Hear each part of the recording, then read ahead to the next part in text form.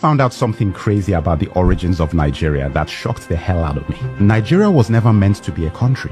It was something else entirely. In this video, I'm going to tell you exactly what I discovered. Oh, and I want to acknowledge Burna Boy for bringing my attention to this in his song Another Story on his album African Giant. Thank you for inspiring this video, and all of you, let Burna Boy know he got to me, and now I'm sharing this information with you. The creation of Nigeria was never about democracy, never about Christianity. It was all about money, business, and profit. None of it for us. Pay attention. The area now known as Nigeria was called the Slave Coast up to 1870. This was the point at which the British had stopped slave trading and moved on to palm oil as their primary commodity out of Nigeria. One of the main suppliers of palm oil was the Benin Kingdom, and you have to watch my video of one of the greatest African kings most of you have never heard of, Oba of Oranwen. This is an important story for me personally because I am from that region, so they are my people, and his fight with the empire over palm oil is one of the greatest stories of African colonial history. Anyway, everyone wanted palm oil, and especially the British. A man called George Goldie set up the United African Company in 1879, which was then changed to the National African Company. He structured the palm oil business in the Niger Delta region, and by 1884 he had a monopoly that the British could exploit. So in 1886, Goldie violated the agreement he had made with the chiefs and moved his operations into River Niger and Benue. The company was also renamed at this point to Royal Niger Company. Goldie tricked the chiefs into signing unfair trade deals, giving Goldie exclusive rights to export palm oil instead of what the chiefs thought would be free trade. These contracts were written in English, a language we didn't understand, and based on laws that were not our own. Now guys, this is similar to something I learned when I was in university about the deals done with the Native Americans in what is now known as the United States of America. A very similar thing where deals were done in contracts in English with laws that had nothing to do with the Native Americans. There was a meeting called the Berlin Conference in 1884 to 1885, set up by Germany's first chancellor, Otto von Bismarck.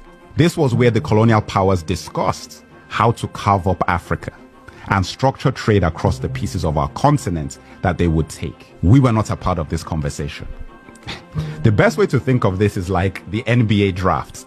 Guys were out there making bids between lunch breaks and spa sessions. At this conference, the kingdom of Opobo was given to Britain. When King Jaja of Opobo tried to export his own palm oil, he was accused of obstructing commerce and then exiled. How crazy is that? And on his way home in 1891, he was poisoned with a cup of tea. Guys, I couldn't make this stuff up. The Jaja of Opobo story made other chiefs in the region very wary of their deals with the British Empire. King Koko of Nembe Brass was one of those chiefs. He tried to take down the Royal Niger Company and attacked the company headquarters in Akassa, Bayelsa on January 29, 1895. King Koko captured 60 white men and lost 40 of his own soldiers. He used the 60 hostages to demand he be allowed free trade, the agreement he believed he had signed with the British company in the first place. They refused, and he killed 40 of his hostages. The British Royal Navy retaliated by leveling the city of Brass completely on February 20th, 1895. King Koko went into exile, and the British not only took control of the palm oil he once had,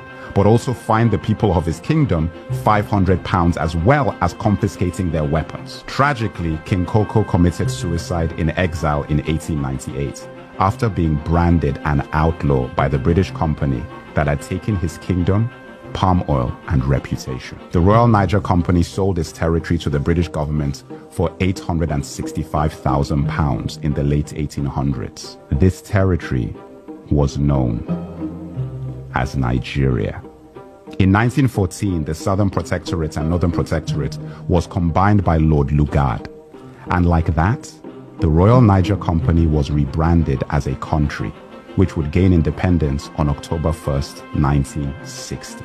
Lugard is a place in Nigeria today, like there's a street called Lugard in Ikoyi. The Royal Niger Company changed its name to the Niger Company Limited, and it was then acquired by Unilever. Unilever still operates in Nigeria to this day. And that, my brothers and sisters, is how Nigeria came to be. We have a long way to go to fix the country, and it starts with the February elections. But we won't ever have a hope in a solution to our problems if we don't know how they started. Remember, it's not about asking anyone else to fix this. This is about knowing your history.